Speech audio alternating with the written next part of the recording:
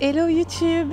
Je suis enfin contente de commencer ce vlog de ce trip qui a été très chaotique. En fait, on est arrivé depuis 24 heures. On a eu de ces galères. On a eu un petit bug du moteur du van. On a eu très peur de ne pas attraper le bateau pour la traversée de la Manche à temps. Bon, le bateau, on le prenait de nuit. On l'a pris de minuit à 5 heures du matin. Donc voilà, une nuit blanche.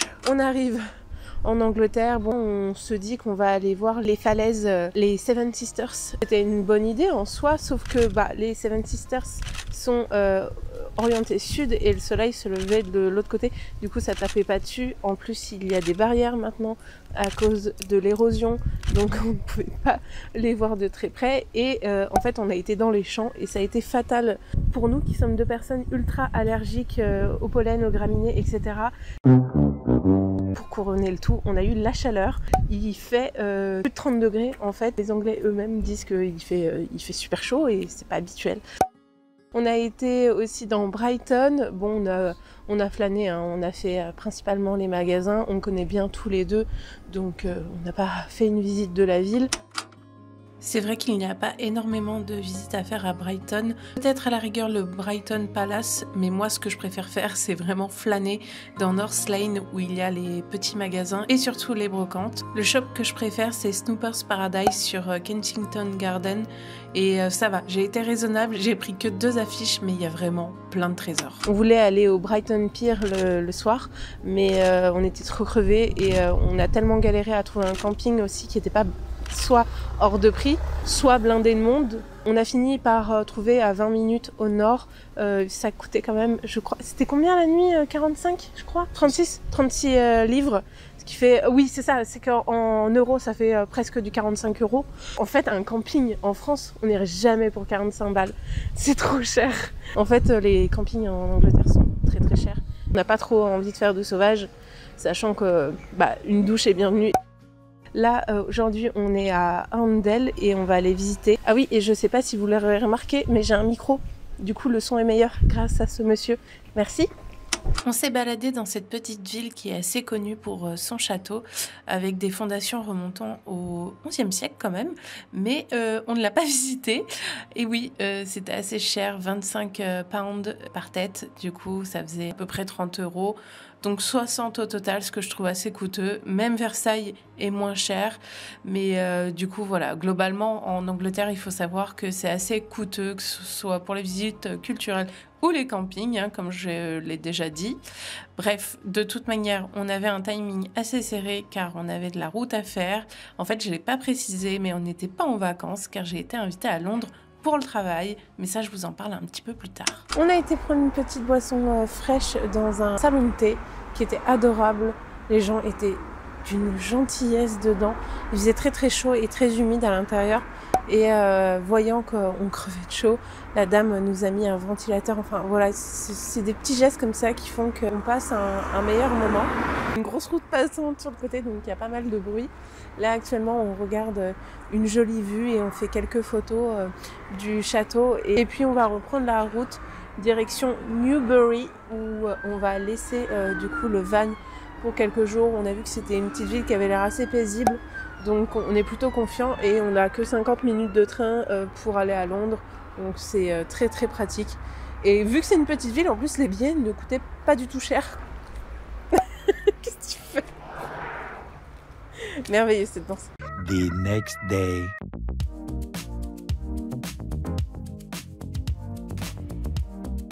On va prendre le train direction Londres pour l'événement du coup avec Adobe. C'est du coup une espèce de keynote. C'est le Adobe Max. D'habitude ils le font à Los Angeles. C'est la première édition qu'ils font à Londres. J'ai l'impression de ne pas mériter d'être là et que je me dis il y a tellement de photographes qui sont talentueux et talentueuses. Vraiment, ça me dépasse. Je sais ce que vous vous dites, que j'ai clairement un gros syndrome de l'imposteur. Et oui, c'est vrai. En plus, là, je sortais totalement de ma zone de confort. J'avais peur que mon anglais soit pas assez bon. Donc j'avais un petit peu de pression, j'étais stressée, mais bon, après le lundi c'était assez chill puisqu'on devait juste arriver à l'hôtel et retrouver tout le monde. Nous, en attendant notre chambre, on a profité pour aller à Covent Garden que j'adore. On a déjeuné, on s'est baladé, puis on est revenu tranquillement à pied à l'hôtel. Ça y est, on vient juste d'avoir la chambre d'hôtel. Je vous fais un petit room tour. Première fois que je peux faire un room tour de ma vie. Il est magnifique. C'est trop chouette. On repart. Ah oui, il y avait le dressing ici dans l'entrée. Là, il y a le mini-bar. Et ici, du coup, nous avons la chambre. Pierre qui est en train de se poser. Le lit. Mais surtout, la vue. On est au 7e étage. Aujourd'hui, c'est journée plutôt chill. Tout le monde arrive à l'hôtel. On va sûrement faire un dîner ce soir. Et puis demain, ça va être la grosse journée. Je précise que ce vlog n'est pas du tout sponsorisé. Ce qui est sponsorisé, c'est les posts que je vais faire sur Instagram. Voilà, je vous le précise. Là, je vlog vraiment pour mon plaisir. Parce que c'est chouette aussi de vous partager ça et de vous montrer les coulisses. Bon, au final, j'ai eu du mal à filmer les coulisses comme je le voulais. Et oui, c'est pas facile de sortir la caméra quand on rencontre de nouvelles personnes, parce que oui, le soir on les a retrouvés et aussi on en a profité pour travailler un bon moment. Le lendemain, c'était la grosse journée pour laquelle on avait été invité avec les autres insiders à Londres. Le matin, on avait rendez-vous au Victoria and Albert Museum pour voir une exposition sur la Corée. C'était un moment un peu de détente pour faire connaissance tous ensemble, mais on avait un peu pris les devants la veille autour d'un verre. L'expo qu'on est allé voir, c'est Hallyu, The Korean Wave, avec mon superbe accent, et ça retrace l'évolution de la Corée après la guerre et l'exportation surtout de sa culture à l'international. Moi, je l'ai trouvée super intéressante et très interactive. Ensuite, on a été déjeuner à Borough Market chez Brothers Marcus, le meilleur tzatziki et aubergine de ma vie. Franchement, c'était trop bon. Après ça, on a été à Bokan 37, un rooftop situé à Canary Wharf, afin de rencontrer tous les autres insiders venus de tous les pays d'Europe en fait, ainsi que les équipes d'Adobe. Puis ce fut l'heure d'aller à la Adobe Max, qui est donc une keynote qui parle des nouveautés des logiciels. Je dois dire que c'était assez fou d'être là. Moi qui ai appris à utiliser Photoshop en 2009 et qui m'en suis servi tout au long de ma vie pro et perso. Il y avait beaucoup de monde et des stands pour expérimenter la grosse nouveauté, l'outil génératif avec Firefly, qui est l'intelligence artificielle d'Adobe. Je vous mets d'ailleurs le reel que j'ai fait pour eux pour vous montrer un peu comment s'utilise l'outil génératif. Avec un simple prompt, une requête, on peut dire à Photoshop de modifier un élément de la photo avec Firefly. Je ne vais pas vous refaire toute la conférence, mais je vais plutôt vous donner mon avis sur l'outil génératif, surtout que j'ai 2 mois de recul dessus. Clairement, moi j'y adhère. Je pense que ça va permettre à plus de gens d'accéder à la retouche photo. Même moi, je vois que ça me facilite tellement la vie, notamment pour enlever des éléments d'une photo. Je sais que c'est énormément critiqué car il y en a qui disent que ça va finir par altérer la réalité et créer des choses fausses. J'avoue que ça me fait un peu peur, mais la modification de photo n'a pas attendu l'IA. Ça existait déjà avec le compositing. Je pense qu'on va devoir être plus alerte sur les images, mais j'espère que tout le monde fera preuve de transparence. En tout cas, moi, c'est ce que je souhaite faire par rapport à mon utilisation de l'outil génératif. De toute manière, si vous connaissez mes photos, vous savez que je sublime toujours la réalité. Du coup, je vois vraiment ça comme un bon moyen de m'aider dans mes retouches et de me faciliter grandement la vie. Et petite parenthèse, ce que j'ai apprécié dans la conférence, c'est qu'ils ont justement tourné en dérision leur propre IA en montrant combien elle était imparfaite. Par exemple, ils ont utilisé ça sur des visages et c'était assez horrible. Mais d'après ce que j'ai compris, ils font exprès justement pour limiter un petit peu l'intelligence artificielle et pour éviter que ça parte dans tous les sens. Bref, voilà ce que j'en pense, mais je laisse la moi du passé en reparler un petit peu quand même. C'était une expérience vraiment super enrichissante et à la fois ça m'a boosté, ça m'a donné envie de reprendre mes projets, ça bouillonnait de créativité, donc ça m'a fait beaucoup de bien. Puis le fait de rencontrer des créatifs super bienveillants et encourageants, pareil pour la team Adobe, c'est méga réconfortant pour moi qui a un gros manque de confiance en soi. J'espère que ça vous aura intéressé, que ce soit sur Instagram ou même là dans cette vidéo, de voir ce qui s'est passé. Et puis comme je vous l'ai dit, voilà, j'espère que la création que je vais faire pour Adobe vous plaira. En attendant, nous, on va profiter de notre journée sur Londres. Franchement, on va flâner, on va rien faire. Pierre y a vécu. On va aller à l'endroit où il a vécu et on va aller un peu profiter de Greenwich parce que c'est un quartier qu'on aime bien qu'on aime bien tous les deux. On va peut-être aller manger un petit peu à Borough Market et puis voilà. Allez, c'est parti! On est retourné à Borough Market où il y avait beaucoup de monde, mais ça valait le coup parce que le repas était vraiment délicieux. Et puis après, comme je l'ai dit, on est allé dans l'ancien quartier de Pierre, puis à Greenwich.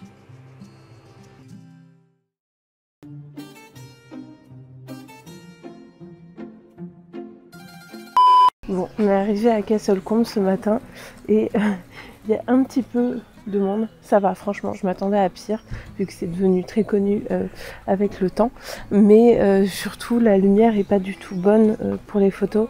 La partie intéressante est à l'ombre puisque le soleil est comme ça. Il fait des ombres vraiment pas belles et du coup, je me dis qu'on reviendra sûrement ce soir aux alentours de 21h. Castle Combe est un des premiers villages que j'ai découvert de la campagne anglaise quand j'étais venue il y a 4 ans. C'est vraiment tout petit, c'est une rue, mais ça vaut vraiment le coup d'œil quand même. Il y a un manoir qui est un hôtel d'ailleurs, et un jour je me suis promis d'y passer au moins une nuit. Si vous voulez y jeter un coup d'œil, ça s'appelle The Manor House Hotel. C'est assez facile à retenir, mais c'est pas pour toutes les bourses. Je sais pas si je l'ai déjà dit et si ça peut paraître bizarre.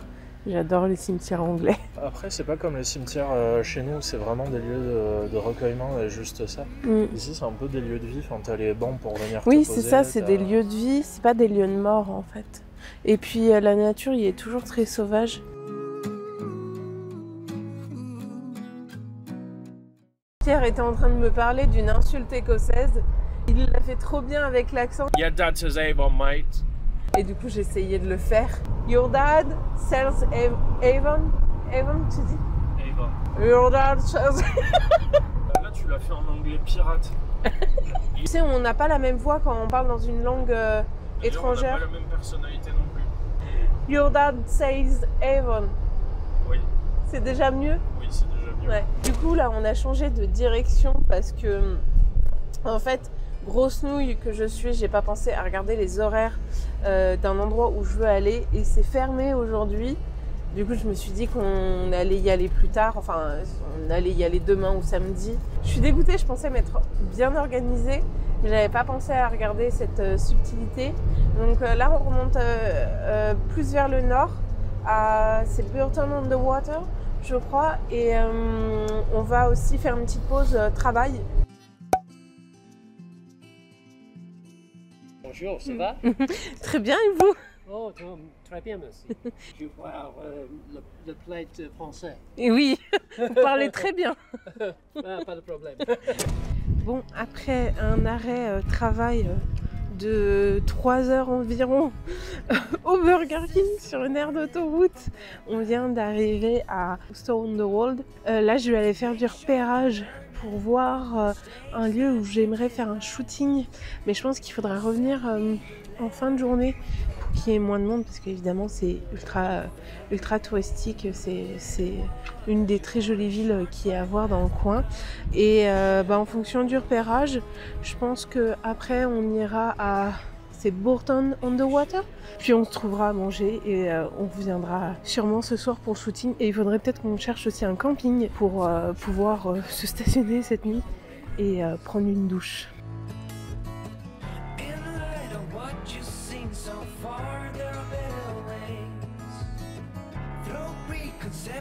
Au final, il n'y avait personne devant la St. Edward's Church. Du coup, je me suis dit que j'allais tenter de faire les photos que j'avais en tête. Ça faisait au moins 4 ou 5 ans que j'avais repéré ce lieu qu'on croirait vraiment sorti d'un livre de Tolkien. Donc évidemment, j'avais envie de faire des photos dans un esprit elfique avec une robe blanche, une couronne. Bon, j'avais pas les oreilles d'elfe, ni d'épée, mais je suis quand même ravie de mes photos. J'ai juste retiré le soleil car j'avais envie d'une ambiance un peu sombre, inquiétante, où mon personnage serait en fuite. Voilà ce que j'ai imaginé pour ces photos.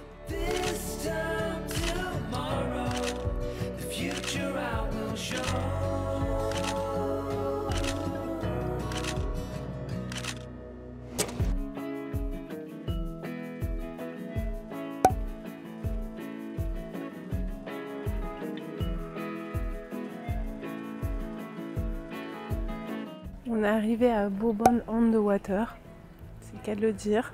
C'est très très très joli. Par contre, j'ai très envie de me mettre les pieds dans l'eau parce que elle a l'air bonne et en plus il y a plein de gens qui font ça et je me dis pourquoi pas.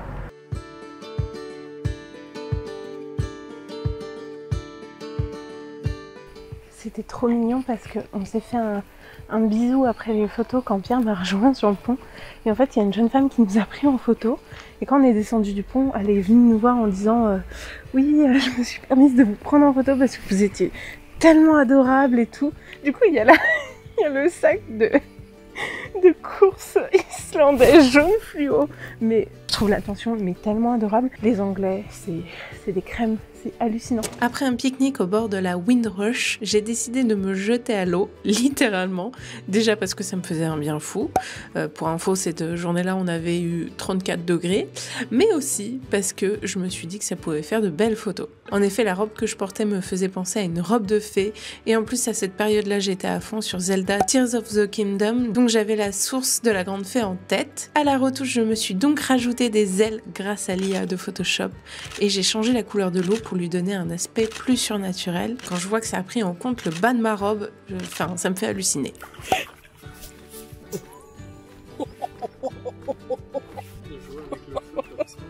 Aujourd'hui, on est arrivé à Bath. C'est une de mes villes, si ce n'est ma ville préférée d'Angleterre. C'est une ville historique avec des très très beaux bâtiments. D'ailleurs, c'est assez connu pour être un lieu de tournage, notamment pour les chroniques de Bridgerton. D'ailleurs, là, on va sur un des lieux les plus connus, c'est The Royal Crescent. C'est un ensemble résidentiel construit au milieu, fin du XVIIIe siècle. Il y a eu beaucoup de tournages ici, comme je l'ai dit, et j'avais moi-même envie de faire quelques photos, même si je n'avais pas du tout la bonne robe pour. J'avais pourtant prévu de prendre une robe style Régence parfaite pour le Premier Empire, mais je l'ai oublié, ce n'est pas grave, je me suis quand même amusée à poser dans ce cadre exceptionnel. Pierre ne connaissant pas Bath, je lui ai fait visiter le centre. On n'a pas été au terme car ils étaient déjà fermés quand on est arrivé sur la ville. En fait, l'après-midi, on a été à Prior Park, qui est un peu au-dessus de Bath. Je voulais revoir le Palladian Bridge, qui a un magnifique pont du XVIIIe siècle lui aussi. À cette époque, les Anglais, ils adoraient faire ce style de monument très inspiré de l'Antiquité, tout en ayant un grand espace vert. Et à la base, je voulais faire des photos, mais j'avais bien trop chaud. Puis en plus, j'en avais déjà fait il y a 4 ans. Une occasion de me revoir blonde. Mais je vous épargne la retouche que je faisais à l'époque, car comment dire, c'était orange. En tout cas, c'est pas grave pour les photos parce que je suis sûre que je reviendrai une 3e fois à Bath. J'aimerais notamment assister au Jane Austen Festival qui a lieu tous les ans en septembre. Mais en attendant de pouvoir y aller, nous on s'est fait une petite balade nocturne pour profiter des rues vides qui nous ont donné une sensation de voyager dans le temps. Nous sommes un autre jour, on est arrivé à Birbury. On est remonté du coup vers le nord quoi. Pour être honnête, rien ne se passe du tout comme prévu pendant ces vacances. C'est ça qui est difficile, c'est que c'est pas des vacances, c'est un bonus par rapport à mon voyage à Londres, mais c'est clairement pas des vacances parce que Pierre n'avait pas de jour, donc il travaillait. Et moi, j'ai aussi des choses à rendre pour mon boulot de freelance. Clairement, les 2 derniers jours qu'on devait passer à visiter des petits villages mignons, bah, on a beaucoup bossé. Au final, on n'a pas du tout fait ce qui était prévu. Et en plus, j'ai merdé sur l'itinéraire, sur l'organisation et tout. J'aimerais bien revenir pour faire des vraies vacances, déjà d'une, pour profiter, pour vous visiter. Parce que là, on fait un peu les choses au pas de course. Mais bon, là, on va aller visiter le petit village et on va bien voir ce qu'il nous réserve. On dirait pas comme ça, mais il nous a réservé malheureusement beaucoup de monde. Du coup, on n'est pas allé voir la vue la plus connue. On est revenu le soir à 22 h et le village était complètement vide. C'était super agréable et c'est mon meilleur conseil. Si vous visitez un endroit connu, venez très tôt le matin ou très tard le soir. Généralement, c'est très tranquille. En tout cas, ça a été le cas à Birbury pour nous. Mais l'après-midi, on est allé quand même voir une autre partie du village et je vous montre ça. L'avantage, c'est que dès qu'on sort de la vue connue de Birbury ou des autres petits villages, c'est qu'il n'y a plus personne. Et du coup, en plus, on a trouvé des petits trésors dans l'église. En fait, il y avait un coin de dons et on pouvait prendre ce qu'on voulait, on faisait un don. Et il y avait même de quoi payer en carte bancaire. Du coup, j'ai pris 2 petites tasses et 3 cadres, dont celui-ci. Et deux magnifiques cadres, je vous montre pas celui qui est en dessous parce que ça va être compliqué. mais vraiment je suis refaite. Après ça, on a pris la direction de Burford, on s'est baladé tranquille, j'en ai profité pour faire quelques photos très cottagecore, mais on a eu un petit souci puisqu'on s'est pris un clou dans le pneu, décidément. Je n'ai pas filmé ce moment évidemment, mais au final on s'en est bien sorti car il n'y avait pas de fuite d'air. Pour info, Burford c'est pas loin du palais Blenheim et d'Oxford, si jamais vous voulez y aller. Nous on n'a pas eu le temps, on a préféré se concentrer sur les petits villages, et d'ailleurs voici le prochain. Là on est au petit village de Snows Hill et c'est très charmant. J'adore leur petite maison avec des allées et surtout ils font en sorte de beaucoup les fleurir. Celle-ci par exemple est magnifique. Et du coup c'est pas mal ce coin parce que tous les villages autour sont magnifiques. Broadway où on va sûrement aller après et Chipping Campden pareil. Bourton on the Water du coup on l'a fait l'autre jour. Mais voilà, c'est tout dans le même coin et je me pousse avant de me faire écraser. Voilà. On va avoir une maison comme ça. Oui, peut-être. Par contre là j'étais en train de me dire, là où on n'a pas pu aller c'est le manoir qui est fermé. Ça ouvre en gros entre 11h30 et 16h30 je crois. Il n'y avait pas beaucoup de marge de manœuvre, mais c'est pas grave, on profite de la petite campagne et c'est déjà très très bien. J'ai l'impression que dès qu'on sort un petit peu des trucs les plus connus, c'est assez calme. Je vis pour les villages mignons et ici il n'y a que ça. C'est drôle car les Cotswolds me font penser à un mélange entre la Dordogne pour ses pierres et à la Normandie pour ses toits de chaume. D'ailleurs, on n'en avait pas beaucoup vu jusque-là avant d'arriver à la petite ville de Broadway. On est arrivé à Broadway, c'est très charmant. Encore une fois, tout est charmant ici de toute manière. Là, la différence, c'est qu'on a vu plusieurs maisons avec des toits de chaume vraiment qui font très cottage. Et il y a un couple de personnes âgées qui me regardent. C'est très gênant. Ça doit être le 5e village qu'on fait depuis ce matin. Ça fait pas mal, mais c'est notre dernier jour ici, donc on essaye d'en profiter un maximum. On est monté à la Broadway Tower. Très curieux parce que le site est fermé, il ferme à 5h, mais on peut quand même rentrer en enjambant la barrière. Tous les locaux font ça, donc on a suivi. Et du coup, on peut rentrer dans le parc. Alors évidemment, on peut pas rentrer dans la tour, mais c'est déjà chouette de voir la tour d'un petit peu plus près. La lumière était tellement belle, on a refait quelques photos. Oui, je sais, je vous montre beaucoup de portraits de moi, mais pour moi, c'est un bon moyen de travailler l'amour de soi et aussi parce que j'ai toujours fait ça, voyager en faisant des portraits. Puis bon, dans le cadre de ce voyage, c'était pour faire de la photo très cottagecore avec des petites maisons charmantes. Et puis au final, ça a duré que 3 jours, l'exploration des Cotswolds. D'ailleurs, à la fin, j'ai peu filmé. On a été à Chipping Campden et j'aimerais beaucoup y retourner pour visiter plus longuement. Puis sur la route retour, on a fait un crochet pour voir cette maison de gardien de château dans un style très français. C'est sur Airbnb si jamais vous voulez y séjourner. J'aurais adoré, mais malheureusement, c'était déjà l'heure de rentrer et de prendre le bateau. C'est incroyable parce qu'on a eu 30 degrés toute la semaine où on était en Angleterre et là, il pleuvait à verse, mais en même temps, ça reflétait bien notre mood. Heureusement, on sait qu'on reviendra bientôt dans ce pays qu'on adore. Si jamais ça vous intéresse, j'ai fait une vidéo à retrouver sur TikTok, Insta ou même sur les shorts pour regrouper tous les villages qu'on a fait. En tout cas, sur ce, je vous laisse ici. J'espère que ce vlog vous aura plu. N'hésitez pas à me laisser un petit mot si c'est le cas. Je vous fais des gros bisous et je vous dis à très vite. Bye!